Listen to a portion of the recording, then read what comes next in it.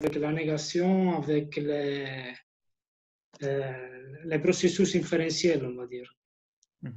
Donc, c'est un peu ça que j'ai compris de ce qu'on a parlé. Et la différence avec les zootantriques, c'est qu'en fait, les zootantriques, ils utilisent le syllogisme autonome.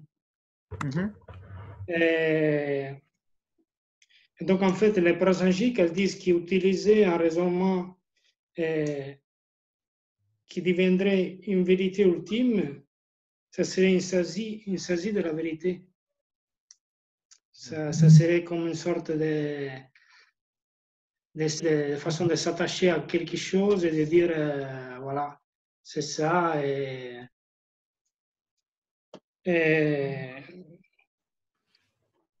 après, il y avait encore la différence entre les phénomènes cachés et les phénomènes manifestes. Et donc là, on a répondu que les phénomènes manifestes, en fait, ils apparaissent par les consciences sensorielles, comme la forme, les sons. Et les phénomènes cachés, on les aperçoit pas directement avec nos sens, mais on a besoin du raisonnement inférentiel pour les prouver. En fait, c'est un peu ça.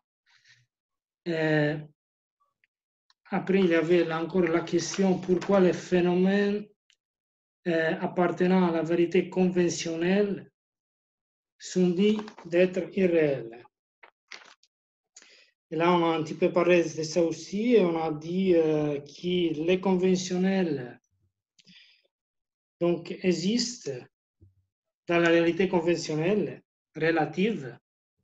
C'est parce qu'on, par l'imputation d'un homme, c'est-à-dire on dit ça c'est cela, on dit le nom, on impute un nom, mais dans la vérité ultime, ils n'existent pas, parce qu'ils n'ont pas d'existence intrinsèque.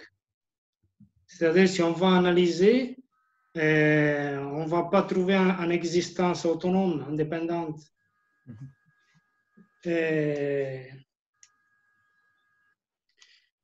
Après, qu'est-ce qu'il y avait encore? Les phénomènes non existants, c'est donc une perception, une cognition erronée.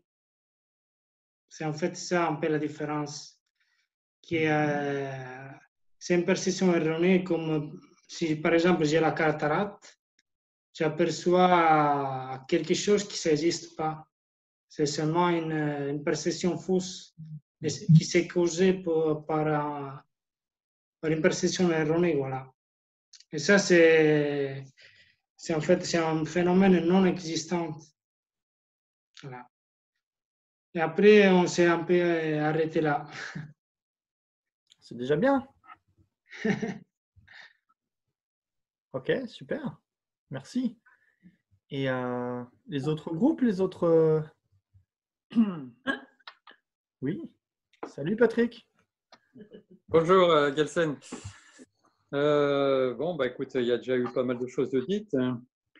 Pour la première question, on s'est dit quand même que les Prasangika ont quand même quelques thèses, comme par exemple de dire que la personne est une imputation nominale sur les agrégats ou sur le jeu, non pas sur les agrégats, sur le jeu, et qu'ils utilisent les syllogismes de l'opposant pour le démontrer, pour le démonter ou le confirmer. Et on les appelle conséquentialistes parce qu'ils utilisent le raisonnement de l'autre pour montrer la conséquence absurde du raisonnement. Et la différence avec les Zarathustra, c'est que les Zarathustra n'utilisent eux que le syllogisme. Donc, dans les phénomènes, pour la deuxième question, ben là, il y a déjà eu la réponse sur les définitions de caché manifeste. On s'était donné comme exemple phénomène caché, l'impermanence subtile. Et comme phénomène manifeste, on s'était dit le soleil, par exemple, qui est manifeste en connaissance directe, mais en même temps, on peut dire c'est aussi un phénomène caché parce que ça apparaît pas de façon manifeste que c'est une boule de matière en fusion. Donc pour la troisième question, les organes sensoriels sont erronés, donc effectivement toutes les perceptions ne sont pas conformes avec la réalité des phénomènes observés. Et alors, par rapport à la question des cornes du lapin, on s'est dit, on peut dire que c'est une vérité conventionnelle pour la cognition qui le perçoit comme telle, mais pour l'ensemble des personnes qui sont dans la vérité conventionnelle, c'est un non-existant. Et la différence entre un phénomène conventionnel qui est reconnu comme valide dans cette sphère de tous les existants qui sont dans cette expérience de la vérité conventionnelle, par contre, le non-existant n'est pas reconnu comme existant dans cette sphère conventionnelle. Et puis enfin, pour la quatrième, la vérité ultime, on s'est dit, c'est le résultat de l'analyse ultime par une cognition valide qui réalise la non-existence intrinsèque des phénomènes. Voilà, en résumé. Merci. Il y avait d'autres groupes aussi? Il y avait moi. Oui. Bonjour Martine. Bonjour. Alors, la première question, on a un petit peu nagé. D'autant plus que je me suis lancée, enfin, c'est pas pour parler de moi, mais dans des explications dont je ne me sortais pas parce que je n'arrive pas à employer le vocabulaire qui convient. Je n'arrive pas à retrouver mes mots. Donc, personne n'a rien compris. C'est déjà bien de s'apercevoir qu'on ne comprend pas déjà. Ah bah oui, non mais… C'est déjà une forme de connaissance. Dans ma tête, ça tourne à peu près, mais je n'arrivais pas à dire ce que je voulais dire. Parce que j'employais des mots qui voulaient dire le contraire. Enfin, c'est des mots qui sont tellement précis. Voilà. C'est parce que tu n'es pas assez familier avec ces vocabulaires, c'est pour ça. Enfin, à part ça, je pense qu'on avait compris à peu près quand même. D'accord, c'est déjà bien. J'ai l'impression qu'on comprenait malgré tout. Bon, alors pour la deuxième, phénomène caché ou manifeste, on a eu quelqu'un qui nous a donné de très bons exemples, à mon sens. D'accord. On a rappelé celui de l'âge, bien sûr. On a parlé du karma, de la souffrance, du changement, de la souffrance omniprésente. Et puis, on s'est posé une question concernant les concepts. Est-ce qu'un concept, puisque par exemple, on a tenté un exemple qui aurait pu être le printemps. Et c'est comme ça qu'on en est arrivé à dire, oui, mais le printemps, c'est un concept. Est-ce qu'un concept, ça peut être un phénomène manifeste? C'est pas parce qu'on voit des petites fleurs et qu'on dit que c'est le printemps que c'est un phénomène. Est-ce que c'est vrai ou faux? Puisque c'est pas une histoire de la fumée qui n'existerait pas, qui serait un concept. Je ne sais pas si je ne suis pas claire. Oui, il faut y réfléchir. C'est une question intéressante, en tout cas, je trouve. Est-ce que le printemps, c'est un phénomène caché ou manifeste? C'est intéressant. Ouais. Okay. Parce que si c'est un concept, en fait, on se pose la question tout de suite de est-ce qu'un concept qui est quelque chose de fabriqué, qui est une convention, est manifeste ou caché. D'accord. On essaiera d'aborder ça un petit peu.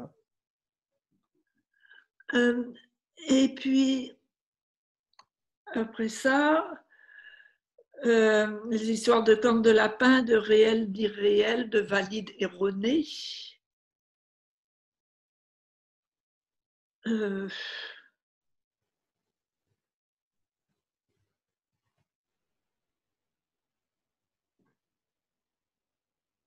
C'est les limites de la… En fait, on peut dire aussi que un phénomène conventionnel, pour être vrai, il faut qu'il corresponde à la convention et que de ce point de vue, les cornes du lapin ça n'a jamais été une convention.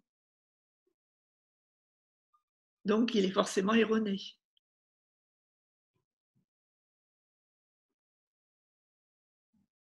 Si on avait décidé que ce que les lapins ont sur la tête, là, c'était des cornes, eh bien, ça serait exact. Je me demande si on n'a pas perdu Vénérable Galsen. Comment? Je me demande si on n'a pas perdu la connexion avec Vénérable Galsen parce qu'il ne bouge plus. Ah bon, d'accord. Moi, j'avais l'impression que c'était moi qui m'expliquais très très mal. Ah non, je pense qu'on a perdu Vénérable. Et pendant qu'il revient là, par rapport au printemps. Oui, il y a Elio qui est arrivé. Bonjour Elio. Oui, par rapport au printemps, c'est à la fois un concept et à la fois c'est un mouvement naturel. C'est pas qu'un concept dans l'esprit des. Oui. Ouais. Non, mais c'est pas un mouvement naturel, c'est un ensemble de mouvements naturels. Oui. Qui ont été rassemblés en un concept, selon moi. Oui, mais parce qu'il y a aussi des pays où il n'y a pas le printemps, l'été, le machin, des trucs comme ça. Hein, donc, ça peut être aussi… et pourtant, elle tourne. Pardon? Oui, et pourtant, elle tourne. Oui, et pourtant, ça tourne, mais il y a des pays, ça n'existe pas le printemps. Oui. Voilà, donc il faut partir aussi à partir de là, parce que le printemps, c'est peut-être quelque chose de très européen ou très, je ne sais pas, ouest. Mais peut-être que dans le sud, ça n'existe pas. Comment je vais dire, moi, je ne connaissais pas le mot printemps. Hein, ouais. Tout était un tout petit peu linéaire. Oui, le printemps, c'est un phénomène de pays tempérés. Oui, mais c'est en même temps un découpage du temps. C'est un découpage du temps. Non, c'est pas qu'un découpage du temps, c'est aussi une réalité d'une explosion de vitalité à un certain moment du temps. Oui, mais tu pourrais dire, on a donné un nom à ça, mais… Bien sûr. Oui, c'est ça, c'est exactement ce qu'on appelle un concept conventionnel. Qu'on lui a donné. Mais moi, j'aurais tendance à dire que toutes les phénomènes, des noms qu'on a donnés à ça.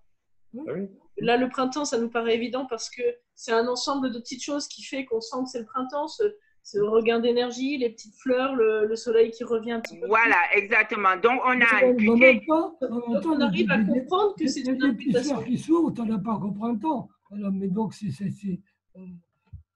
on est bien d'accord. Donc, on arrive à comprendre que c'est une imputation. Par contre, sur la table, une table… comme c'est pas un ensemble de petites choses différentes, pour nous c'est une seule chose en bois, on n'arrive pas à voir que c'est une simple imputation. Mais c'est plus facile. Non, parce que ça peut être aussi pas forcément comme tu dis là, mais parce que pour cet assemblage là, ce n'est pas forcément un bois, il peut y avoir aussi du métallique, il peut y avoir un tas de choses. Donc, tu vois, il n'y a pas uniquement que du bois, il y a un assemblage de… qui peut arriver dedans. Ah bah tiens, c'est à l'envers. Ah oui, il y en a. Si je peux faire une remarque suite à ce qu'a dit Virginie. Je ne sais pas si on m'entend.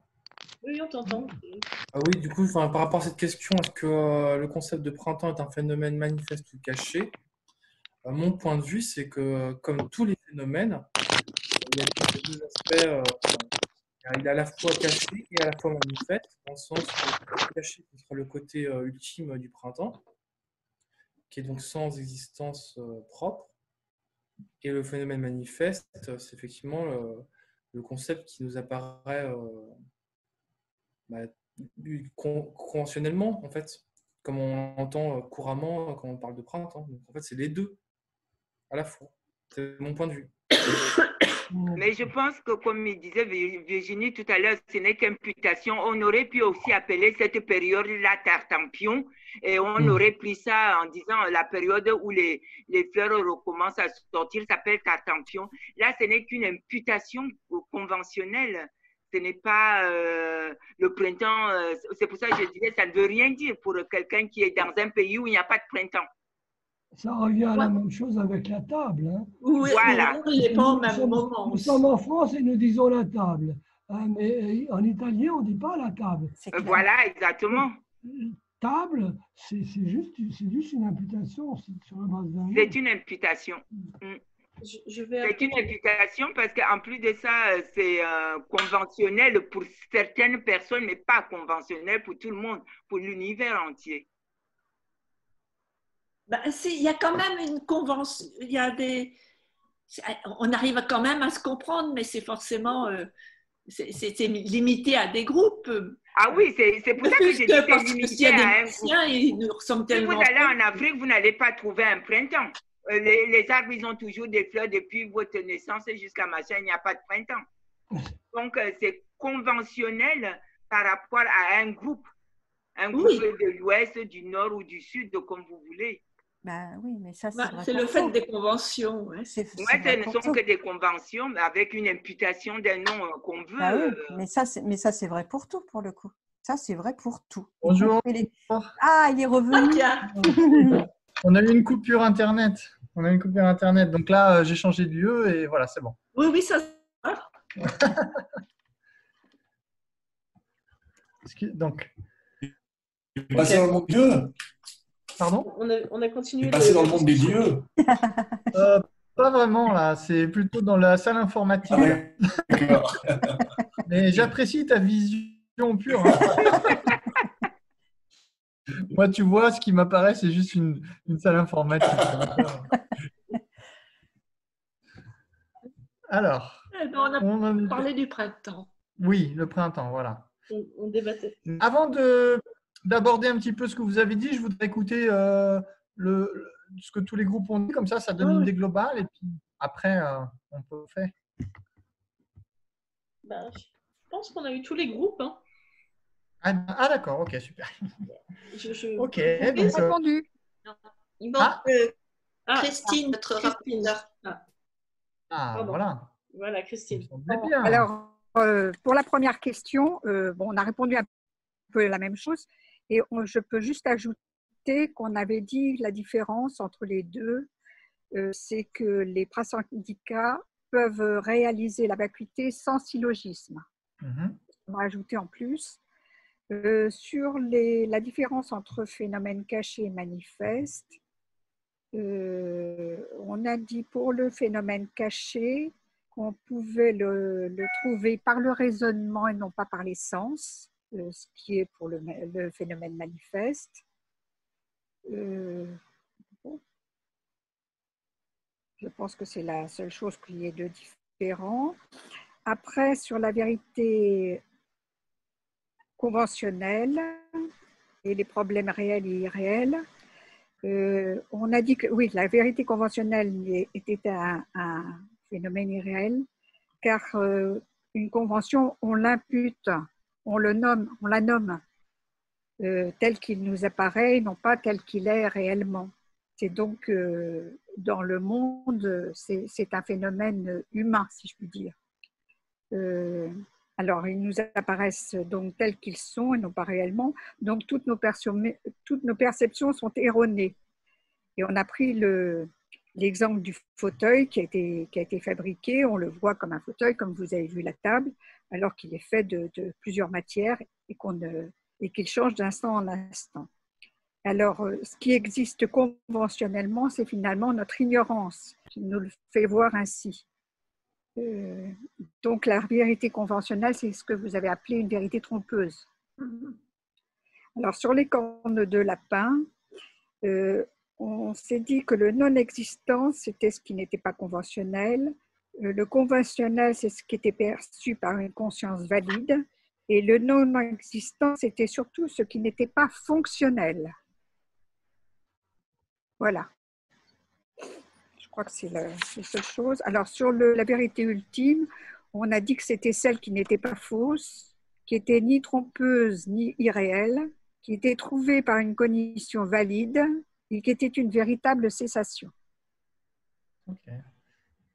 Je pense que c'est ce qu'on a dit en plus de tout ce qui avait été dit. Voilà. Merci. Donc, super. En tout cas, c'est génial que vous ayez pu discuter de tout ça. Je pense que c'est super bénéfique. C'est très important. Après, il y a, je pense, des choses qui sont correctes, des choses qui ne sont pas exactes. Mais en tout cas, ça se voit que vous avez tous discuté. Et donc, Donc, ça c'est le plus important.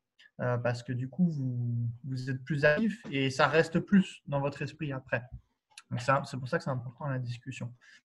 Donc, je ne peux pas revenir sur tous les points parce que je ne m'aime pas tous.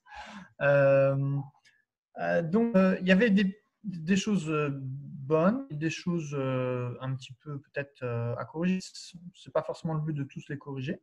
Ce n'est pas grave. Donc, par exemple, j'ai entendu, je crois que il y en avait qui disaient que les Prasanghikas ne faisaient pas de syllogisme. Donc, ce n'est pas le cas. Les Prasanghikas font des syllogismes. Et donc, ça, il y en a d'autres qui n'ont pas. Je crois que j'ai entendu ça, que aussi les autonomes, les Svatantrika, ils font aussi des conséquences. Mais la différence, c'est comme un certain groupe l'a dit, c'est que chez les Svatantrika, les syllogismes sont dits autonomes. Et autonome, c'est parce que la conscience qui va percevoir, par exemple, le sujet en question, donc par exemple, son ou la personne dont on va discuter, une personne est impermanente. Donc, cette personne, les autonomes vont dire qu'elle doit être validée par une connaissance valide, non erronée par rapport à cette personne. Donc, c'est ça pour autonome. Ça doit être validé par une connaissance valide, non erronée par les deux parties dans le débat. Et donc, les Prasanghikas ne sont pas d'accord parce que ce n'est pas validé par une connaissance non erronée parce que c'est forcément validé par une connaissance erronée. Puisque chez les Prasanghikas, l'existence inhérente, la personne ou le son ou autre apparaissent de manière inhérente à toutes nos consciences. Et donc, il y a quelque chose de faux, d'erroné dans la conscience. Donc, ça, c'était un point. Il y a quelqu'un d'autre aussi, j'ai l'impression qu'il y avait peut-être une erreur de terminologie entre conscience erronée et conscience fausse. Donc, les Prasanghikas, une connaissance valide, une cognition valide peut aussi être erronée. Par contre, une connaissance fausse n'est pas une connaissance valide. Donc, erronée, ça veut juste dire que ça apparaît comme existant de manière inhérente, par exemple pour une perception sensorielle. Par exemple, tout ce qu'on voit, les couleurs, etc., nous apparaissent comme existant de manière inhérente. Donc, il y a quelque chose d'erroné dans notre conscience visuelle. Et vis-à-vis juste de la couleur, il y a quelque chose de valide. C'est OK de dire qu'il y a du rouge, qu'il y a du bleu, qu'il y a une table, qu'il y a personne. Donc, il y a une connaissance valide, mais elle est aussi erronée parce qu'elle apparaît de manière inhérente. Le phénomène apparaît de manière inhérente. Il y avait une petite différence de terminologie. C'est ça, magicien. Pour moi, c'était la même chose. Ouais. Voilà, donc après, voilà, bon, par rapport au printemps, tout ça, donc est-ce que le printemps est un concept? Je ne sais pas, c'est pas vraiment. Ça dépend de ce que vous appelez concept. Chez les Prasanghikas, tout est imputé par la conception. Donc même la table, de ce point de vue-là, tout est imputé conceptuellement. Ça veut pas dire que tout est un concept. Donc le printemps, c'est pas considéré comme un concept. C'est considéré comme une autre catégorie de phénomènes qu'on va décrire de toute façon là dans le prochain point du texte. Parce que la personne fait partie aussi de ces phénomènes-là. Donc, le printemps est un phénomène impermanent. Par rapport au soleil, il y avait une question si le soleil était manifeste, parce que vous disiez qu'on voyait le soleil directement avec nos yeux. Par contre, on ne voyait pas que c'était je ne sais plus comment vous avez dit, une boule en fusion ou un truc comme ça. C'est vrai. Mais en fait, juste parce que nous, on ne peut pas voir quelque chose directement, ça ne veut pas dire que c'est un phénomène caché. C'est-à-dire que c'est un phénomène caché pour nous. Okay, mais il y a une possibilité pour un être ordinaire d'avoir accès à cette information, peut-être, je ne sais pas là, dans ce cas-là, mais sans le raisonnement, à travers peut-être les machines qu'ils envoient dans l'espace, ils peuvent prendre des photos très précises, etc. Donc là, ça reste un phénomène manifeste. Il n'y a pas besoin forcément du raisonnement. Donc un phénomène manifeste, c'est un phénomène qui, pour être réalisé pour la première fois par un être ordinaire, il faut nécessairement passer par un raisonnement. Donc c'est pour ça que le feu qui est derrière la colline, c'est un phénomène caché pour nous, mais en même temps, un être ordinaire, pour réaliser ce feu qui est derrière la colline, il n'a pas forcément besoin d'utiliser le raisonnement. Si quelqu'un est de l'autre côté de la colline, il le voit directement avec ses yeux. Donc on dira que c'est quand même un phénomène manifeste. Donc, en général, c'est un phénomène manifeste, même s'il peut être caché pour certaines personnes. Donc il y avait ce point-là aussi. Par contre, l'impermanence subtile, la vacuité est là pour tous les êtres ordinaires, quels qu'ils soient. La première fois où ils le réalisent, c'est nécessairement par la logique et le raisonnement. Donc là, c'est un phénomène caché à proprement dit, c'est sûr. Par contre, le feu derrière la colline, non, c'est un phénomène manifeste en réalité. Même si… En fait, tous les phénomènes peuvent être cachés pour quelqu'un. mais ça ne veut pas dire autant que c'est des phénomènes cachés. Donc, il y avait une petite distinction à faire par rapport à ça. Voilà. Sinon, ouais, par rapport à la vérité conventionnelle, je pense qu'il y avait des choses justes et des choses peut-être à investiguer ou ouais, à analyser. Donc, les prasanghika acceptent des connaissances valides conventionnelles. Mais bon, je ne vais pas m'étendre là-dessus parce que ça va être expliqué dans le texte petit à petit. Donc, ça va revenir. Là, on va commencer à regarder justement qu'est-ce qu'une connaissance valide et une connaissance non valide. Donc, ça va être le prochain point. Donc, est-ce que vous aviez des questions en plus sur vos questions là que vous avez abordées du coup? Enfin, des choses qui n'étaient pas claires. Question qui est en rapport, mais qui n'est pas directement, et je ne sais pas si on peut l'aborder ou plus tard ou pas du tout. C'est est-ce qu'il y a au niveau du prasanghika une explication du process cognitif? Oui, tout à fait, oui, bien sûr. Est-ce qu'on pourra en parler? Pardon? Est-ce qu'on pourra en parler? Oui, d'accord, pas de souci. Bah, de toute façon, là, on va parler des connaissances valides, mais en réalité, il y a des choses qui sont très similaires à d'autres écoles. Donc, en gros, on peut dire dans toutes les écoles bouddhistes, il y a ceux qui acceptent les objets extérieurs, ils ne les acceptent pas. Donc, les Shittamatra, les Vatrika-yogasha n'acceptent pas la réalité des objets extérieurs. Ils disent que c'est quelque part de la substance de la conscience, pour faire simple. Donc, eux, au processus cognitif, ça va être le mûrissement d'une empreinte qui va donner lieu à la fois à la conscience et à l'objet qui est perçu. Donc, c'est simultané. La conscience et l'objet sont simultanés. Donc, il n'y a pas de relation de cause et effet vraiment entre l'objet perçu et la conscience qui perçoit. Pour toutes les autres qui acceptent les objets extérieurs, dont les prasanghika font partie, il y a un processus de cause et effet entre l'objet et la conscience, en général, on va dire. En général. Il va peut-être y avoir des petites exceptions, mais ce n'est pas le point le plus important pour l'instant. Par exemple, si vous regardez votre ordinateur, donc l'ordinateur est une cause qui va avoir l'effet de produire cette conscience visuelle de l'ordinateur. S'il n'y a pas l'ordinateur devant vous, vous ne pourrez pas avoir cette conscience de l'ordinateur. Ce n'est pas possible. Donc, c'est une cause. Il y a d'autres causes. Il y a l'organe visuel, bien sûr, donc pouvoir sensoriel, donc on pourrait dire de manière moderne peut-être aussi tous les aspects du cerveau, etc. Et plus l'aspect physiologique qui va être une des conditions pour la conscience visuelle. C'est ça qui va différencier la conscience visuelle d'une conscience auditive, par exemple, c'est qu'elle dépend de l'organe visuel et pas de l'organe auditif, par exemple. Donc, du coup, ça lui permet de percevoir certains phénomènes, des couleurs, des formes, etc. Alors que la conscience auditive elle va être à même de percevoir des sons, mais pas les couleurs, etc., par exemple. Donc, chaque conscience va dépendre d'un organe particulier qui va faire que cette conscience va avoir la capacité d'appréhender tel ou tel type de phénomène. Donc, il y a le phénomène extérieur, on va dire, l'objet, l'ordinateur, l'organe visuel, le cerveau, etc. Et il y a un moment précédent de conscience aussi qui est nécessaire parce que non seulement c'est une conscience qui dépend de l'œil, non seulement ça dépend de l'objet, mais aussi elle a cette capacité, la conscience qui est claire et connaissante, qui n'est pas matérielle. Et donc la cause de cette conscience, c'est un moment de conscience précédent. Il a fallu qu'il y ait un moment de conscience précédent qui ait cette qualité de clarté et de connaissance pour que ce moment de conscience visuelle présent puisse s'élever. Donc, généralement, on parle de ces trois conditions. La condition objectale, l'objet qu'on appréhende, qui va faire qu'on appréhende un ordinateur et pas un cheval, parce que tout simplement, il y a un ordinateur devant nous et pas un cheval. L'organe visuel, qui va faire qu'on appréhende des couleurs et des formes et pas des sons. Et la conscience précédente, qui va faire que notre conscience a cette qualité de clarté et de connaissance. Ça vient de l'ordinateur, ça ne vient pas de l'œil, ça ne vient pas du cerveau, parce qu'eux-mêmes n'ont pas cette qualité de clarté et de connaissance. Donc, ça vient d'un moment de conscience précédent. Donc, il y a ces trois conditions qui vont produire une conscience. Est-ce que la notion de base d'imputation est quelque chose qui vient des prasanghika ou de Tsongkhapa? Est-ce que cette notion de base d'imputation est présente dans ce processus? Alors, pour la base d'imputation, donc là, je vais plus me référer à ce que…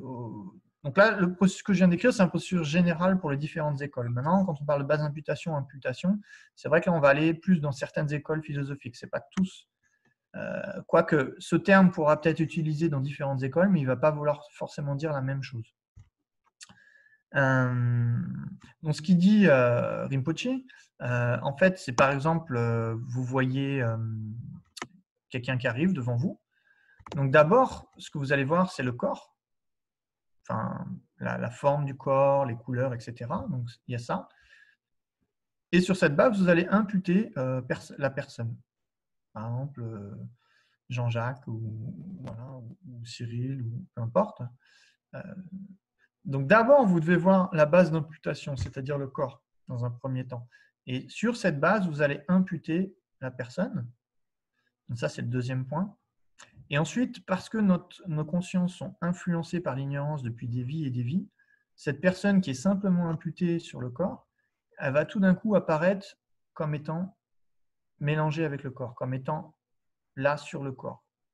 Elle a un peu une certaine autonomie, mais elle est indistincte du corps quelque part. Elle est avec le corps. Un petit peu, des fois, ils disent comme de l'eau mélangée avec du lait.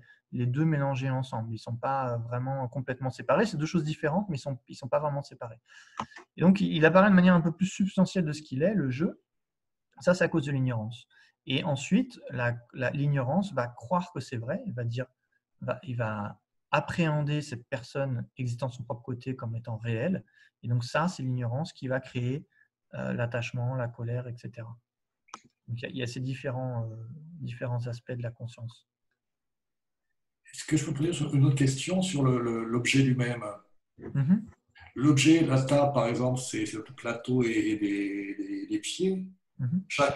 Le plateau, c'est des planches de bois. Chaque planche, c'est des fibres de bois. Chaque fibre, c'est des cellules. Chaque cellule, c'est des atomes. Chaque atome, etc. Et ça repose sur un truc qui n'a pas d'existence. Le lama dit, c'est au niveau de cette absolue quantique qu'on perçoit ce qu'est la vérité ultime. C'est une analogie peut-être, mais il y a la question pourquoi on perçoit effectivement ce niveau de la table plus que les fibres, plus que les cellules, etc. Est-ce que c'est tu vois, qu'est-ce qui fait qu'on passe de ce truc totalement instable à cette certitude d'une stabilité? C'est le conceptuel qu'on projette dessus qui crée cette stabilité.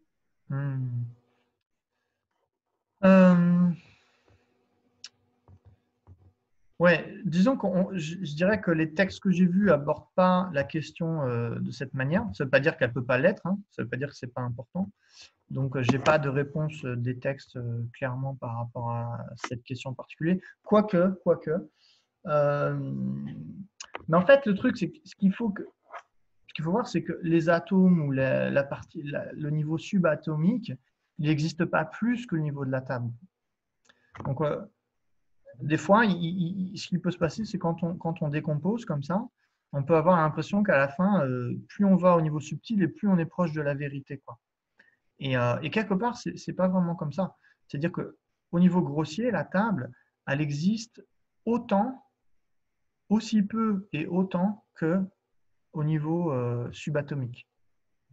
Donc, je pense qu'il se passe des fois avec ces analyses quantiques et tout, et je ne pense pas que ce soit forcément ce que sa sainteté dit, mais il peut y avoir une recherche de l'existence inhérente à un niveau plus subtil, en fait.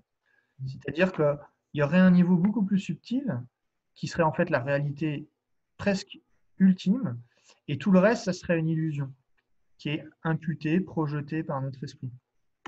Mais si on voit les choses comme ça, alors ça veut dire qu'il y a des phénomènes qui existeraient de manière inhérente. Donc, dans cette analyse, en fait, il faut réaliser que les parties n'existent pas plus que le tout. Le tout n'existe pas plus que les parties.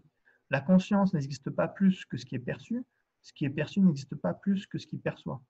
Tout est vide d'existence en soi. Tout est simplement imputé par l'esprit. En fait, il n'y a que des phénomènes qui sont simplement imputés par la conscience. Il n'y a aucun phénomène qui existe en soi. Absolument aucun. À n'importe quel niveau, interne, externe, subtil, grossier, etc. Et ça, c'est un point super difficile à vraiment réaliser parce que il y a toujours cette tendance. Et par exemple, si vous regardez les Chittamatra, les Svatantrika, ils vont parler de non-soi des phénomènes, mais il y a un moment donné, il y a quelque chose qu'ils vont pointer du doigt comme étant un peu plus substantiel. Donc, par rapport à ça, ce qu'on va faire, si on va aller au point suivant du texte. Donc là, on en est au point 5. Je dis ça parce qu'on peut faire un petit lien, je pense. Vous allez au mode d'assertion des possesseurs d'objets. Donc, le point 5. Donc la page... Attendez, parce que je ne vois pas très bien.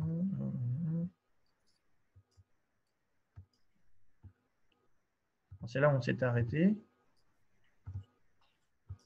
Je n'arrive pas à voir la page, pas très clair. Sur mon écran, parce que j'ai les deux écrans ouverts. Alors attendez. C'est la page 24 pour nous. Ok, ça doit être la même alors. Ok, page 24. Mode d'assertion des possesseurs d'objets. Ok. Donc, qu'est-ce qu'un possesseur d'objets? Donc, il y a les objets qui sont perçus et les possesseurs d'objets, ce qui va posséder les objets. Donc, généralement, on dit qu'il y en a 3 types, mais là, ils en parlent de 2 principales. C'est la personne, parce que la personne, elle perçoit les objets, par exemple. Vous voyez, on dit je vois la maison, je vois le ciel, je vois la table, donc le je est un possesseur d'objets. Et les consciences. Donc la conscience visuelle, elle possède quoi? Elle perçoit les couleurs, les formes. La conscience auditive, elle va percevoir les sons, etc. Donc elle va posséder cet objet dans le sens, elle les appréhende en fait. C'est pas qu'elle leur appartient, comme je sais pas, mon corps m'appartient, des choses comme ça, c'est un peu différent, mais c'est ça qu'on appelle par possesseur d'objet. Donc le premier, et ça va très vite, il y a 2 phrases dessus, hein. C'est un texte très très condensé. Hein. Il dit le simple jeu imputé en dépendance des 5 agrégats est affirmé comme étant l'illustration de la personne. D'ailleurs, dans un des groupes de discussion, j'ai entendu quelque chose, je pense, qu'il faut regarder par rapport à ça. La personne est nécessairement un facteur composé non associé. Donc le simple jeu. Donc en général, toutes les écoles bouddhistes, contrairement aux écoles... Alors qu'est-ce que font les écoles hindouistes? Ils vont dire que quand on leur demande qu'est-ce que le jeu, qu'est-ce que le soi, ils vont dire que le soi, il est continuellement là. Quand on dort, quand on est éveillé d'une vie à l'autre, il est toujours là. Par contre, le corps, les consciences, les agrégats, c'est des phénomènes temporaires qui vont et qui viennent, etc. Donc ils disent que le jeu, du coup, c'est quelque chose qui est complètement différent du corps et de l'esprit, et qu'à ça, complètement autonome, indépendant, qui est permanent et qui est une unité, qui n'est pas multiple, on va dire. Il y a un seul jeu, etc. Alors que les agrégats sont multiples, ils sont impermanents. Donc ils disent le jeu, ça n'a rien à voir avec ça, c'est quelque chose de complètement différent. C'est 2 substances complètement séparées. Donc là, tous les bouddhistes ne sont pas d'accord avec ça. Ils vont dire, en fait, par exemple, quand on dit je vois, pourquoi on dit je vois? Parce que la conscience visuelle voit, on est d'accord. Il n'y a pas un jeu qui voit indépendamment de la conscience visuelle. Pourquoi est-ce qu'on dit j'entends? Posez-vous la question, pourquoi je dis j'entends quelque chose? Parce que votre conscience visuelle appréhende le son. Si la conscience visuelle n'appréhendait pas le son, vous ne pourriez pas entendre, bien sûr. Sinon, quelqu'un qui serait sourd, qui n'aurait pas d'oreille, il pourrait entendre. Mais non, parce qu'il dépend de la conscience auditive. Vous dites « je suis assis » parce que votre corps est en position assise. Donc, tout ce que vous pouvez dire par rapport au jeu, c'est toujours en dépendance des agrégats, du corps et de l'esprit, ce qu'ils font. Donc ça c'est comme une preuve assez claire que le jeu, il n'est pas quelque chose de complètement indépendant des agrégats. Donc, ce que les bouddhistes vont dire, c'est que le jeu, il est imputé sur les 5 agrégats. 4 ou 5 agrégats, sur les cas, peu importe, il est imputé sur les agrégats. Donc, ce n'est pas que les prasangika qui vont dire ça. Donc, le jeu est imputé. Et imputé, ça veut dire quoi? Ça veut dire que vous imputez par la pensée, je, sur le corps et l'esprit. Et du coup, quand le corps bouge, vous dites je bouge. Quand le corps est assis, vous dites je suis assis. Quand la conscience pense, vous dites je pense. Donc, ça marche parfaitement dans notre quotidien de dire que le jeu est imputé. C'est exactement comme ça que tout le monde l'utilise. Même si personne comprend ah tiens, le jeu il est imputé, c'est agréable, mais en fait, la manière dont tu l'utilises, ça correspond au fait qu'il est imputé. S'il existait, comme les hindous le disent, ça n'aurait aucun sens de dire je suis assis, etc. etc. Donc le jeu est imputé. Donc tout le monde est d'accord avec ça. Par contre, la différence, c'est que les Prasangika, là, comme vous voyez, elle dit le simple jeu. Le simple jeu. Donc là, il rajoute un truc, il rajoute simple, le simple jeu. Le jeu est simplement imputé sur les agrégats. Donc, ça, c'est une différence avec les autres écoles qui vont dire que les autres vont dire oui, il est imputé, mais quand même, il n'est pas que ça non plus, quoi. On ne peut pas dire le jeu il est juste imputé quand même. Donc, à un moment donné, si on cherche au-delà de cette imputation un peu à quoi ça correspond, il faut qu'on trouve quelque chose du côté des agrégats. Pas en dehors des agrégats, puisque ça, c'est les hindous qui disent ça, les bouddhistes ne sont pas d'accord, mais sur les agrégats, il doit y avoir un jeu.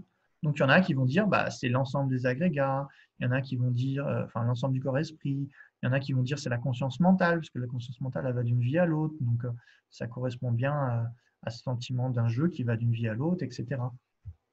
Donc, ils ne vont pas dire c'est simplement imputé, ils vont dire c'est imputé, mais par contre, quand on cherche, on va trouver quelque chose du côté du corps ou de l'esprit qui va justifier cette imputation particulière et pas une autre, par exemple. Il faut bien différencier le jeu d'une voiture, donc il faut bien qu'il y ait quelque chose du côté de l'objet quand même.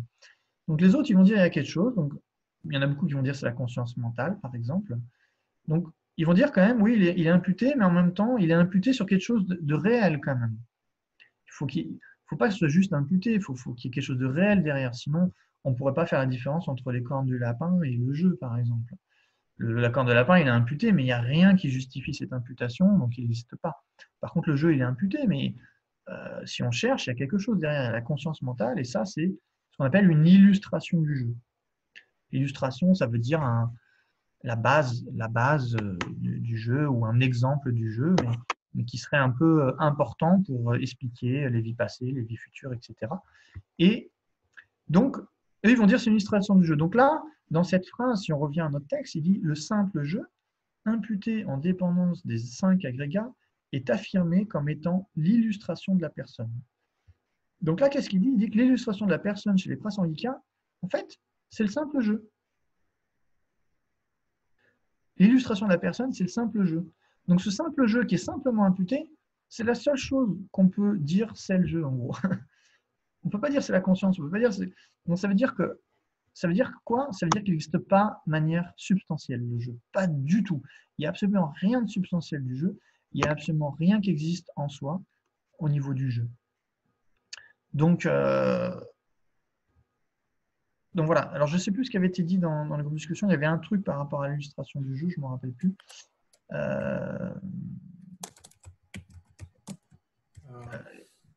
Oui, tu te rappelles? C'est moi qui avais parlé de ça. Oui. C'était pour dire que c'était une des thèses des Prasangika, que c'était pas que voilà, qu'ils avaient des thèses qui étaient le fait qu'on pouvait imputer la personne sur le simple jeu. Voilà. Oui. Alors voilà, c'est ça. Donc oui. Donc c'est pas exact. Le simple jeu est l'illustration de la personne, mais le jeu n'est pas imputé sur le jeu. Le jeu n'est pas imputé sur le jeu. Si le jeu était imputé sur le jeu, alors c'est vrai que le jeu existerait en soi.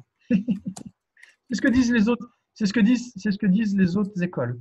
Les autres écoles, ils vont dire le jeu, il est imputé sur le jeu qui est la conscience mentale. Donc, il existe en soi. Il n'est pas simplement imputé. Il est imputé sur un jeu qui existe en soi. Donc, que vont dire les Prasangika? Ils vont dire non, le jeu, il est imputé sur les agrégats. Donc, le jeu n'est pas imputé. La personne n'est pas imputée sur le jeu. Elle est imputée sur les agrégats. Je suis en cours. Donc, toi, tu disais le jeu est imputé sur le jeu. Non, je ne peux pas dire non. Que la personne était imputée sur le simple. Enfin, sur le simple jeu. Le simple jeu. La personne est imputée sur le simple jeu. Donc ça, c'est pas bon. La personne n'est pas imputée sur le simple jeu. La personne est imputée sur les agrégats. Donc, qu'est-ce que ça veut dire?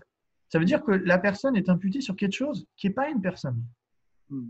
Si tu dis la personne est imputée sur le simple jeu, ça revient à dire que la personne est imputée sur une personne. Ça revient à dire que la base de désignation du jeu est une personne. Ça veut dire que le jeu et la base de désignation font un. Donc, ce n'est pas correct. Le jeu est imputé sur quelque chose qui n'est pas une personne du tout. C'est ça que les autres écoles ne veulent pas accepter, justement. Le jeu est simplement imputé sur quelque chose, un corps qui n'a rien à voir avec une personne, un esprit qui n'a rien à voir avec une personne. Il n'y a rien dans le corps, il n'y a rien dans l'esprit qu'une personne. Il n'y a rien en dehors du corps et de l'esprit qu'une personne. Le simple jeu est simplement imputé sur le corps et l'esprit qui ne sont pas une personne. Donc c'est ça, un des points essentiels à comprendre qui différencie les prasangika des autres. Les autres, ils vont dire, si vous dites ça, alors à ce moment-là, on peut imputer n'importe quoi sur n'importe quoi. Si la personne est imputée sur quelque chose qui n'est pas une personne, alors on peut imputer une voiture sur un corps, quoi, à ce moment-là, parce que de toute façon, ce n'est pas une voiture. Mais non, ça ne marche pas. Ce n'est pas en accord avec la vérité conventionnelle. Il y a des conventions valides et des conventions qui ne sont pas valides. Donc si vous dites, en voyant ce corps, ça c'est une voiture, c'est une imputation, c'est vrai, mais c'est une imputation erronée. Ça peut être contredit par une autre connaissance valide. Ça peut être contredit, donc ce n'est pas véritable. Par contre, si vous dites, sur la base de ces agrégats, il y a une personne, ça ne peut pas être contredit par une conscience conventionnelle et ça ne peut pas être contredit par une conscience ultime. En sens ultime, tout ce qu'elle contredit, c'est un jeu existant véritable. Elle ne contredit pas un jeu. Est-ce que vous voyez la différence? Oui. Donc ça, c'est un point intéressant qui peut même être intéressant dans la méditation, c'est de se dire que les phénomènes sont imputés sur quelque chose qui n'est pas eux-mêmes. Ils sont imputés sur quelque chose d'autre. Tous les phénomènes sont comme ça. Les phénomènes sont imputés sur quelque chose d'autre. Par exemple, il y a l'exemple du A que Rinpoche donne régulièrement. Donc, j'en ai parlé déjà la dernière fois pour les Chittamatra. Donc, vous avez les 3 barres du A. Donc, quand vous êtes enfant, on vous montre ces 3 barres. Il n'y a pas de notion de A qui vient à votre esprit. Pas du tout. Pourquoi? Parce qu'en fait, sur ces 3 barres, il n'y a absolument rien qui correspond à un A. Il y a juste 3 barres. Mais, à travers l'éducation, on vous apprend à associer ce symbole, ces 3 barres, avec le son A. C'est 2 choses complètement différentes. Le son A et les 3 barres, c'est 2 choses complètement différentes. Mais on nous apprend ça, et finalement, notre conscience finit par imputer le son A en voyant ces 3 barres. Donc, vous voyez, le A est imputé sur quelque chose qui n'est pas un A, sur les 3 barres. Les 3 barres ne sont pas un A, mais on impute un A en dépendance de ces 3 barres. Il n'y a pas de A du côté des 3 barres. Pas du tout. Sinon, il existerait en soi. Mais ce qui se passe, c'est qu'à cause de notre ignorance, ce A qui est simplement imputé en dépendance de ces 3 barres, il apparaît comme existant sur ces 3 barres, avec ces 3 barres, indissociable des 3 barres. Et ça, c'est une apparence d'existence inhérente. Ça, c'est une hallucination. Ça, ce n'est pas vrai. Donc, il y a un A réel qui apparaît du côté du A. Et ce A-là, c'est exactement ça qui n'existe pas du tout. Le A qui existe, c'est un A qui est imputé sur quelque chose qui n'est pas un A. Et le A qui n'existe pas, c'est le A réel qui existe du côté des 3 barres. Ça, il n'y en a pas du tout. Donc ça, c'est un point important. J'ai peut-être une question, oui. si c'est possible. En fait, donc, il y a l'imputation sur une base, qui en fait, donc cette imputation, c'est de l'ordre du concept, de l'idée, et qui est d'ordre immatériel. Donc, par exemple, le concept de jeu, il est immatériel. Et donc, si on reproduit le raisonnement sur la base sur laquelle j'ai imputé le jeu, on peut dire aussi que par récursivité, que les éléments de la base sont aussi des concepts, en appliquant la même chose, le même raisonnement. Et donc, ma question, c'est qu'à ce moment-là, si on suit ce raisonnement, on peut dire que tout est immatériel. Et donc, comment, parce que vous disiez tout à l'heure que dans le Prasangika, il y avait, on disait que la matière existait bien, et que c'était la conscience qui avait donc la conscience et la matière, et que les deux réalités existaient. Mais du coup, comment on fait pour savoir ça, puisque si on suit le raisonnement comme quoi tout est imputation, tout est concept, et bien finalement, comment on peut trouver la matière si tout est concept? Ouais, c'est un point qui n'est pas facile.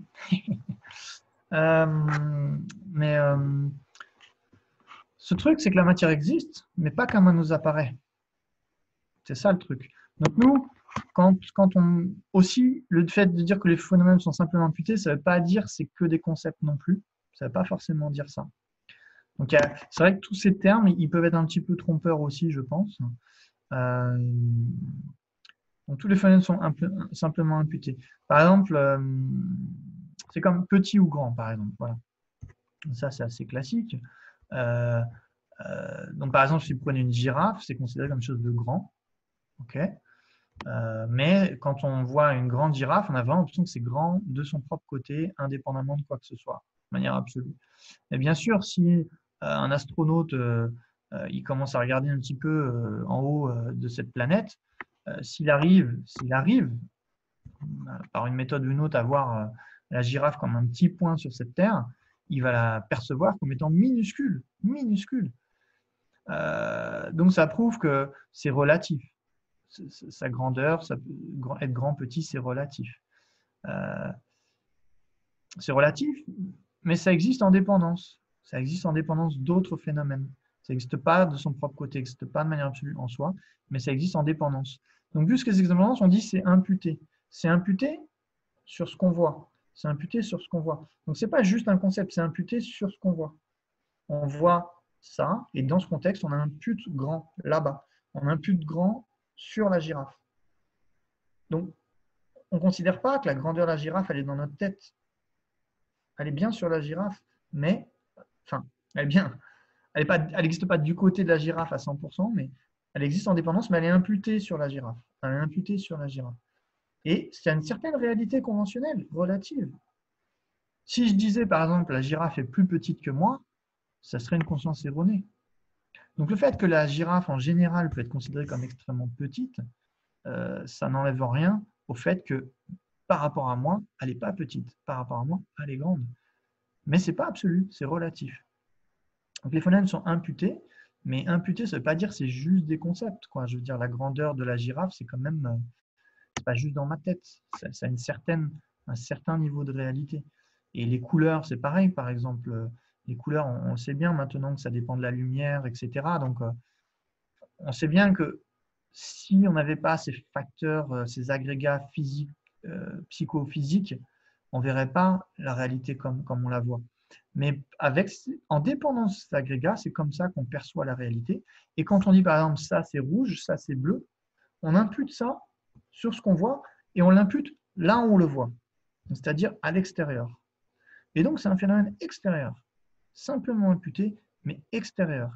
Relativement à mon expérience, ça reste une certaine réalité qui est extérieure, tout comme la girafe. La grandeur de la girafe est extérieure à moi, elle n'est pas dans ma tête. Et elle est dépendante, elle n'est pas réelle, mais elle est extérieure. Là, je ne t'entends pas, Cyril, si tu essaies de parler. Oui, d'accord. Donc en fait, ça veut dire qu'il y a des phénomènes extérieurs, mais qui ne sont pas forcément matériels. Là, parce que là, on n'a pas... Ici, c'est matériel. C'est matériel parce que, là, en gros, alors, donc là, je vais vous lire la phrase suivante. Dans le texte dit « La personne est nécessairement un facteur composé au non associé. » Ah, j'ai fait une bêtise. Ouais. La personne est nécessairement un facteur composé non associé. Vous allez vous dire, bon, encore un thème barbare de plus. C'est pas faux. Mais bon, il faut s'y familiariser parce que c'est des points importants pour faire des distinctions dans la réalité. Donc ça, c'est accepté par toutes les écoles. Donc, dans tous les phénomènes, les objets de connaissance, les existants, les phénomènes, ça regroupe tout ce qui existe. Donc, on peut les diviser en deux. Les phénomènes impermanents et les phénomènes permanents. Les phénomènes permanents, c'est l'espace, c'est la vacuité, des choses comme ça. C'est des choses qui ne sont pas produites par des causes et conditions, qui ne sont pas en changement continuel, etc. Donc, dans les phénomènes permanents, on les divise en trois. Il y a tout ce qui est forme, il y a tout ce qui est conscience, et il y a tout ce qui est facteur composé non associé. Donc là, ça va aussi aller vers la question du printemps et ta question de la matière. Donc les principes acceptent ces classifications. Donc quand on dit que tout est imputé, ça ne veut pas dire qu'il n'y a pas de forme. Sinon, ça voudrait aussi dire qu'il n'y a pas de conscience à ce moment-là, parce que la conscience aussi, du coup, est simplement imputée. Du coup, il n'y aurait plus rien du tout, quasiment, quoi. Donc, les prasanghikas ne peuvent pas en arriver à cette conclusion. Donc, il y a que la forme, en fait, ça a une définition. Donc, c'est ce qui est, par exemple, une définition un petit peu grossière, elle n'est pas exacte, mais on va dire ce qui est constitué d'atomes, on va dire. Ce n'est pas exact ce que je dis, donc ne le prenez pas comme une définition définitive. Il y a des écoles qui vont définir comme ça, mais pas, ça peut être débattable. Parce qu'on peut dire qu'il y aurait des formes qui ne seraient pas constituées des atomes. Ça existe aussi. Mais pour faire simple, on va dire qui est constitué d'atomes. La conscience, c'est ce qui est clair et connaissant. Les facteurs composés non associés, ce sont tous les phénomènes impermanents qui sont ni une forme, ni une conscience. C'est pour ça qu'on dit facteurs composés, parce que c'est des phénomènes composés, impermanents, et non associés. C'est-à-dire que non associés, ça veut dire qu'ils ne sont ni forme, ni conscience. Ok, vous avez ces trois. Cyril, tu as bien ces trois catégories. Forme, constituée d'atomes, conscience, clair et connaissant, facteurs composés non associés, donc composés parce qu'ils sont impermanents, et non associés parce qu'ils sont ni forme ni conscience. C'est-à-dire que tout ce qui va être impermanent, qui est ni l'un ni l'autre, ça va aller là. Donc le printemps, il va aller là. Le printemps, ça va être un facteur composé non associé. Le printemps, c'est un phénomène impermanent. Il est produit par des causes et conditions, il change d'instant en instant, il finit par disparaître, etc. Le printemps. Mais le printemps, bien sûr, ce n'est pas de la matière, ce n'est pas une conscience, mais c'est imputé en dépendance d'une certaine transformation dans la nature. Donc, en dépendance de ces phénomènes matériels, on impute le terme printemps et c'est valide de dire que le temps change d'instant en instant. Le printemps vient d'arriver. Le printemps, maintenant, ça fait plusieurs jours qu'il a déjà commencé, qu'il est en train de disparaître de jour en jour. Et on s'approche de l'été. Au fur et à mesure qu'il s'approche, le printemps arrive à sa fin. Donc, le printemps, vous voyez, donc, il fait partie de cette catégorie de phénomènes. Le temps aussi, il fait partie de ce phénomène. Par exemple, une heure. Une heure, c'est quoi une heure? Une heure, c'est quand même quelque chose d'impermanent, on est bien d'accord. À chaque instant, l'heure, elle est en train de disparaître. Donc, ça change d'instant en instant. Mais une heure, c'est un phénomène composé non associé. Ce n'est pas une forme, ce n'est pas de la matière, ce n'est pas constitué d'atomes, ce n'est pas une conscience, ce n'est pas clair et connaissant. Mais c'est imputé en dépendance quand même de la matière qui change et de la conscience qui perçoit, par exemple une année, c'est par rapport au mouvement de la Terre autour du Soleil, par exemple. On va dire une année. Donc, à chaque instant où la Terre tourne autour du Soleil, l'année est en train de s'écouler. Mais on ne peut pas dire l'année, c'est la Terre, on ne peut pas dire c'est le mouvement de la Terre, on ne peut pas dire c'est le Soleil, mais c'est imputé en dépendance de ces phénomènes et ça change d'instant en instant, c'est impermanent. Donc, c'est encore une fois un phénomène imputé, mais qui fait partie des facteurs composés non associés. Maintenant, si vous prenez la Terre elle-même, est-ce qu'elle est constituée d'atomes? Vous êtes bien obligé de dire oui. Donc, si vous dites oui, alors ça suffit pour dire que c'est de la forme, que c'est de la matière. C'est tout ce qu'on demande. Après, ma perception de tout ça, est-ce que c'est clair? Est-ce que c'est connaissant? Oui. Donc, c'est une conscience. Donc, ça répond à la définition. Donc, ça suffit pour dire que c'est de la matière, que c'est de la conscience, ou facteur conscient associé. Maintenant, si on dit est-ce que c'est une matière qui existe en soi, on commence à la chercher, on ne la trouve pas. Mais le fait qu'on ne la trouve pas, qu'est-ce que ça veut dire? À l'analyse ultime, ça veut dire qu'elle n'existe pas en soi. Ça veut dire qu'elle n'existe pas de manière ultime. Mais ça ne veut pas dire qu'elle n'existe pas de manière conventionnelle. Elle existe de manière conventionnelle, au niveau conventionnel, au niveau des apparences, de ce qu'on impute, etc. Elle a une certaine existence et elle répond à cette définition d'être quelque chose qui est dépendant d'atomes, etc. Donc, on peut dire oui, c'est de la matière. Donc, les prasanghikas, ils vont accepter les conventions du monde. Ça ne veut pas dire qu'ils vont accepter tout ce que le monde croit. Hein. Alors ça, il faut faire attention. On ne dit pas que les prasanghikas, ils acceptent tout ce que le monde dit. Ça, ce n'est pas du tout le cas. Il y a un tas de choses que le monde dit qui n'est pas correct. Mais ça veut dire qu'il accepte tout ce que les consciences conventionnelles valides acceptent. Il faut qu'elles soient valides. Ce n'est pas un sujet forcément facile, mais c'est bien déjà d'avoir un petit peu des règles comme ça. Là, c'est vrai quand on étudie ce texte, on étudie aussi pas mal de règles qui vont nous aider à orienter notre réflexion, notre méditation, etc. Si on n'a pas les règles, sinon notre méditation elle peut aussi aller un petit peu dans les mauvaises directions.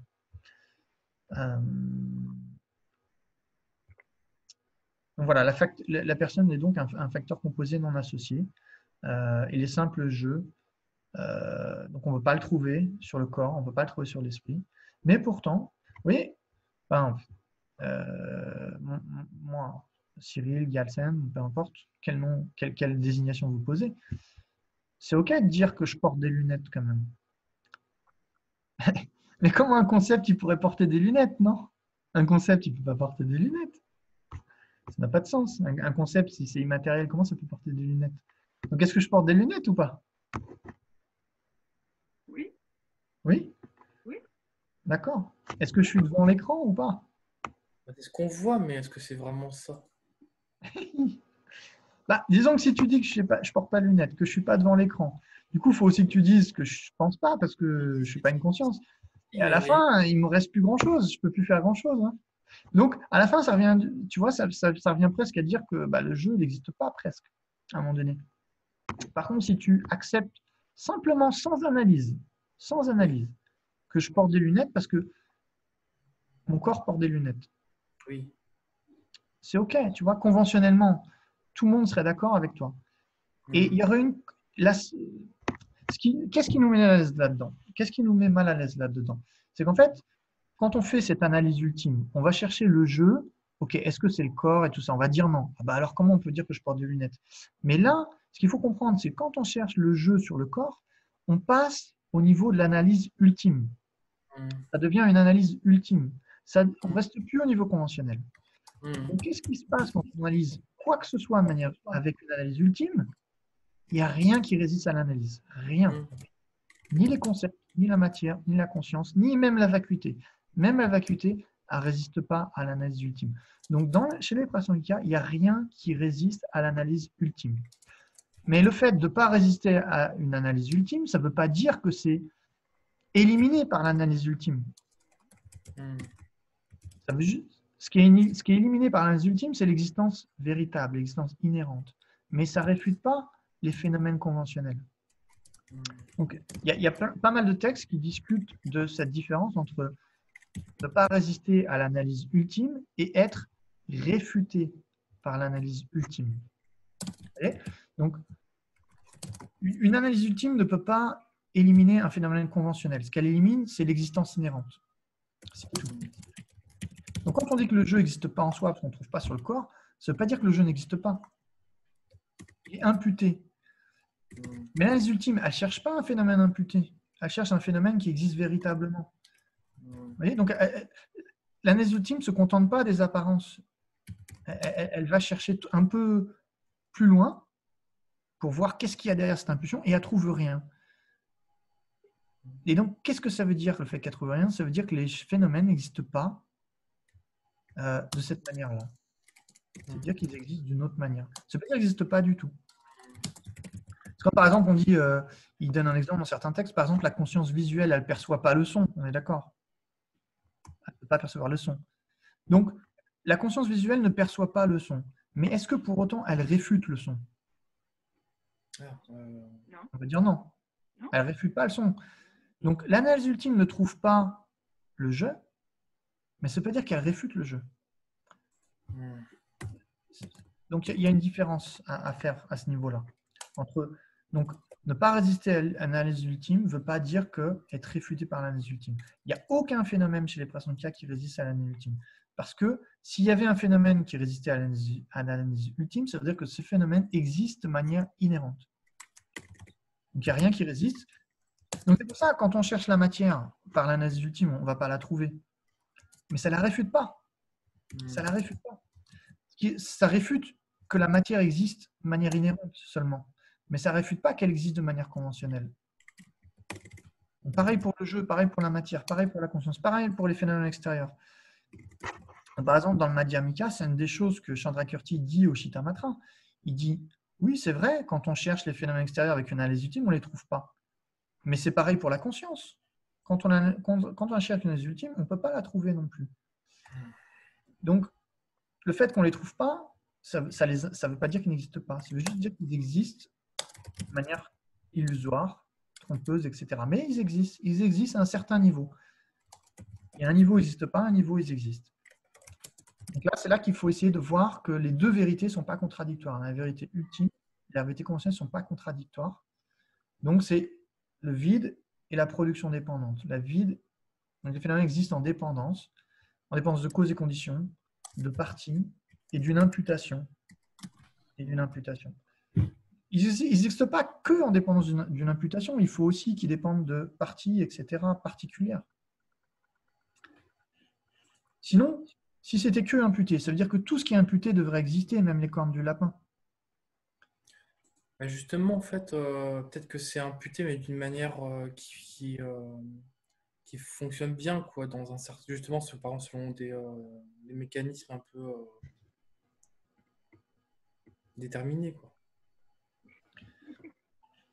Alors oui, mais pourquoi ça fonctionne justement? Parce que c'est imputé sur la base de choses qui dépendent de causes et conditions, etc. Alors que les cornes de lapin ne dépendent pas de causes et conditions. Elles sont complètement non-existence. C'est une imputation fausse. Donc là, la perception du corne de lapin, c'est une perception fausse. Par contre, l'imputation du jeu sur les agrégats, c'est correct. Parce que ça fonctionne.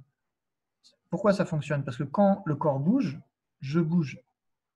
C'est tout à fait correct conventionnellement. Par contre, les cornes de lapin, si elles existaient, on devrait pouvoir les toucher, par exemple. Et on ne peut pas les toucher, on voit bien. Donc c'est invalidé. Par contre, les cornes de lapin sont invalidées par une conscience conventionnelle, pas une conscience ultime. Ma perception tactile invalide les cornes de lapin. Ma perception tactile, ce n'est pas une analyse ultime. C'est une conscience conventionnelle. Vous voyez, on a dit dans la définition des deux vérités qu'une vérité conventionnelle, c'est quelque chose qui est appréhendé par une conscience conventionnelle. Donc, la conscience tactile, c'est une conscience conventionnelle. Si les cornes de lapin existaient, je devrais pouvoir les toucher. Pourtant, je ne les touche pas. Et ça, ce n'est pas une analyse ultime. C'est juste une conscience conventionnelle. Donc, vous voyez, une conscience conventionnelle réfute l'existence des cornes du lapin. Du coup, les cornes de lapin, non seulement ne résistent pas à l'analyse ultime, mais elles sont aussi invalidées par une conscience conventionnelle. Du coup, elles n'existent pas. Par contre, le jeu, il existe. Il existe, par exemple, je peux parler, je peux penser, je peux faire tout un tas de choses. Donc, n'importe qui arrive dans la salle, il verra que je suis là, etc. Donc, ce n'est pas invalidé par une conscience conventionnelle. Il n'y a pas de conscience conventionnelle qui peut invalider ce jeu. Donc, il y a une différence entre le jeu et les cornes du lapin. Est-ce que je peux me permettre une question? Bien sûr. En sachant que ça ne va pas être clair parce que j'ai du mal à exprimer ma question. Ce que je comprends, c'est que les bras syndicats ne réfutent pas le jeu, d'accord? Ils ne réfutent pas la vérité conventionnelle, mais il faudrait admettre qu'il n'y a pas que ça. D'accord, c'est ce que je crois comprendre. C'est-à-dire que le jeu vérité conventionnelle doit être assorti à la vérité ultime pour avoir une espèce de conscience claire et totale et globale. Est-ce que déjà, quand je dis ça, ça peut être juste? Parce que l'idée derrière, donc je comprends là, j'ai noté, les prasyndicats ne réfutent pas le jeu, mais réfutent le jeu comme existant de manière inhérente. Mais ils ne réfutent pas la vérité conventionnelle. Donc, si la vérité conventionnelle n'est pas réfutée, et là, du coup, je m'en vais sur le lien des perturbations mentales, qui est mon objet en ce moment de travail. Du coup, ça fout tout en l'air mes espoirs, parce que du coup, j'ai plus d'espoir, moi. Si la vérité conventionnelle existe vraiment, du coup, il y a les perturbations mentales qui auraient été liées à la conception oh là là, je ne vais pas être claire.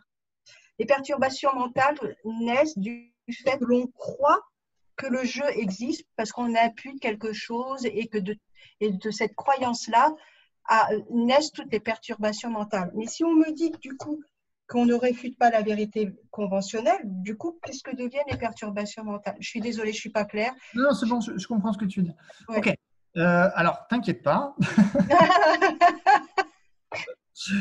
T'inquiète pas, les pressions IKEA, tout ça, c'est justement pour nous aider à nous libérer des perturbations mentales et c'est même l'antidote ultime. Mais c'est vrai que l'antidote ultime, il est un peu difficile à vraiment réaliser.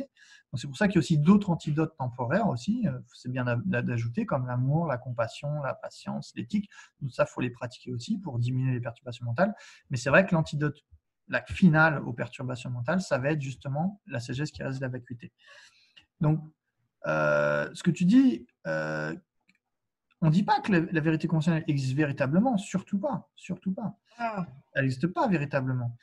on dit qu'il ne réfute pas la vérité conventionnelle. Si on ne réfute pas la vérité… On ne réfute pas l'existence conventionnelle. Ce qu'on réfute, c'est l'existence véritable de la vérité conventionnelle, justement.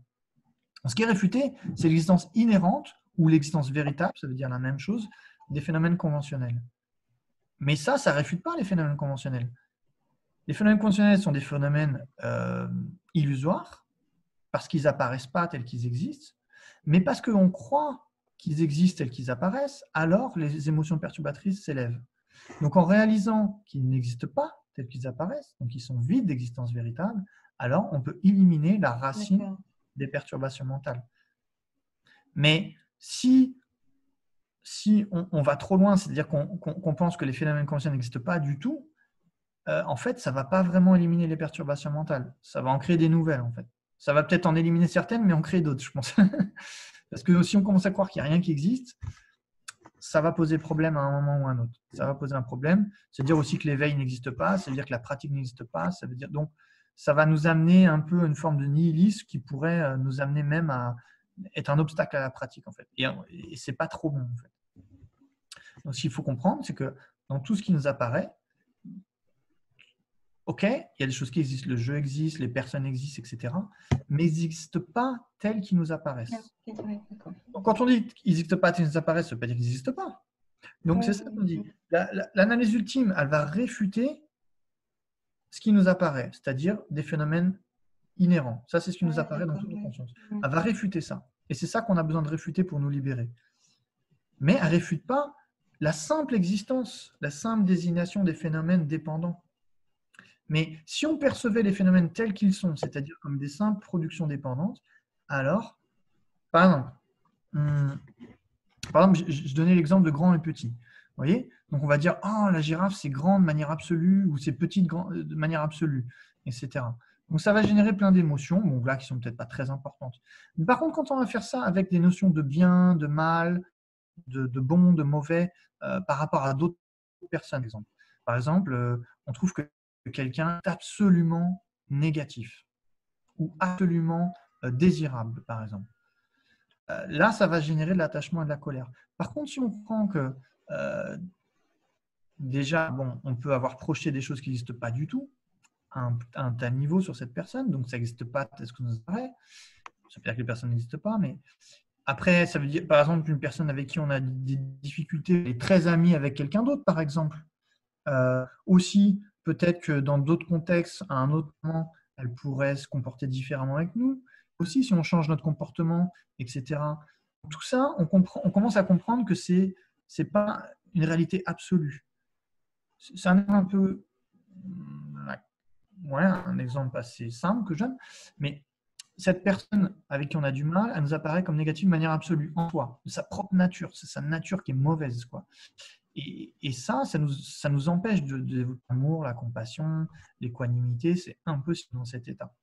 Par contre, si on commence à comprendre cette perception qu'on a, ok, c'est un point de vue parmi d'autres.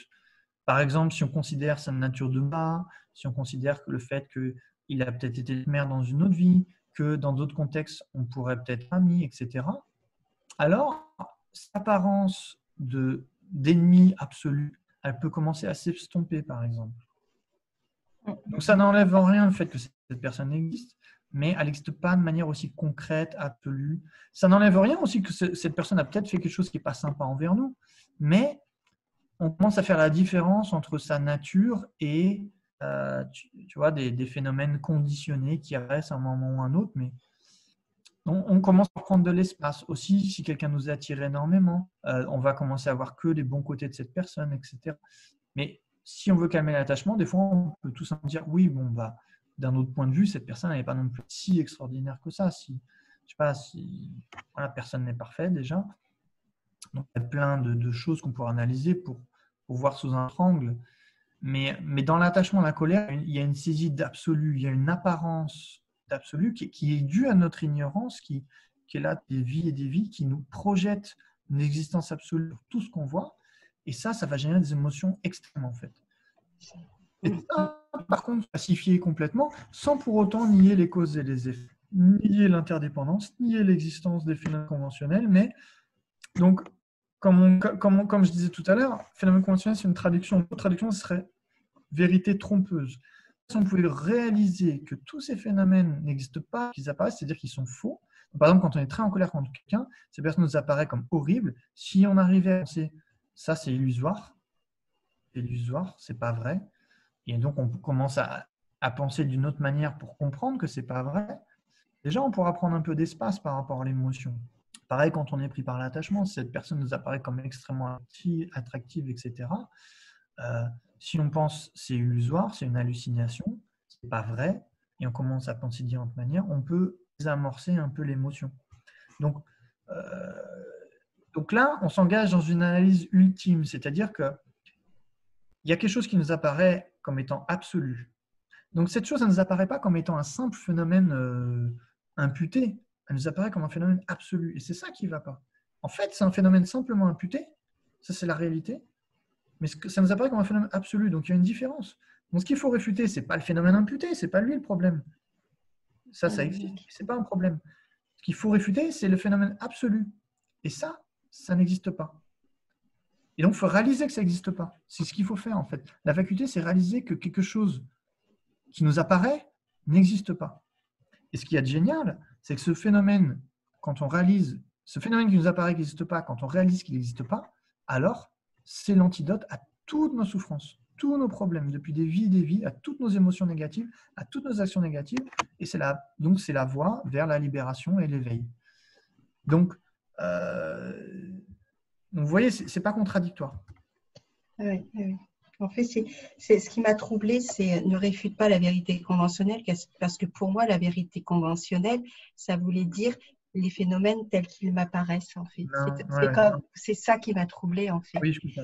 Et c'est pour ça que, vous voyez, ils aident à faire des distinctions qui sont importantes, parce que du coup, vous allez être capable de rester cohérent par rapport à la réalité, tout en comprenant qu'il y a quelque chose d'erroné dans la réalité.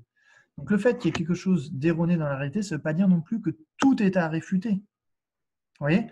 On ne réfute pas qu'il y a des personnes, qu'il y a des gens qui souffrent, qui veulent être libérés. On ne réfute pas, ça Est-ce qu'on peut dire que ça, c'est la vérité conventionnelle? Non, ce serait plutôt une vérité phénoménale.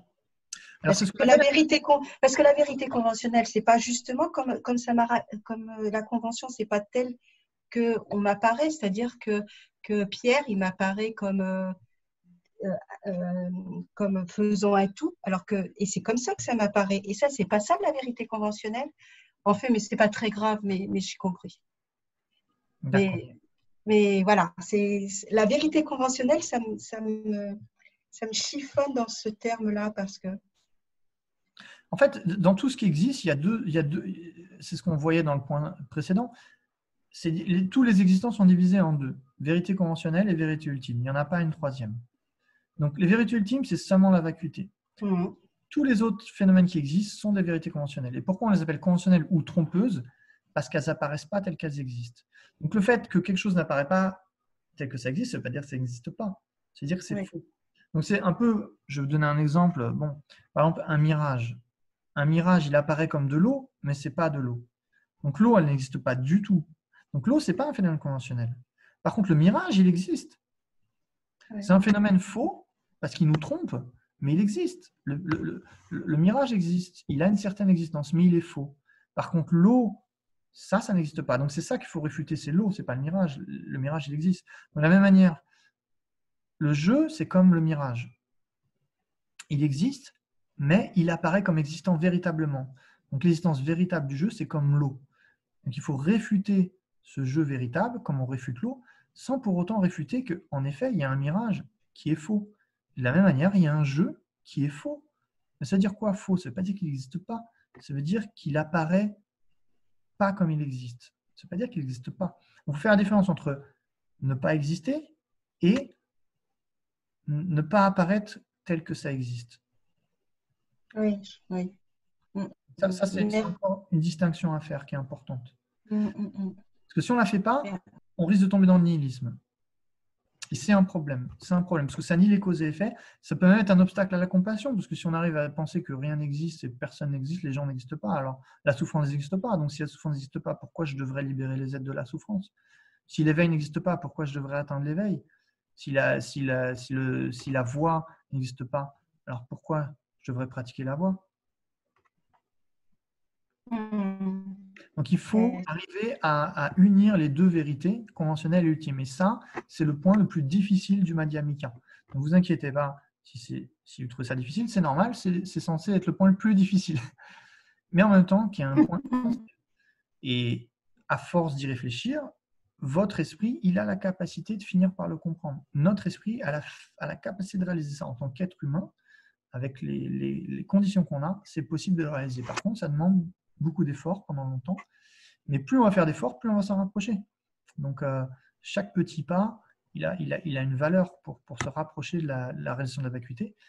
Mais une fois qu'on a réalisé la vacuité, alors là, on aura vraiment l'antidote à tous les problèmes.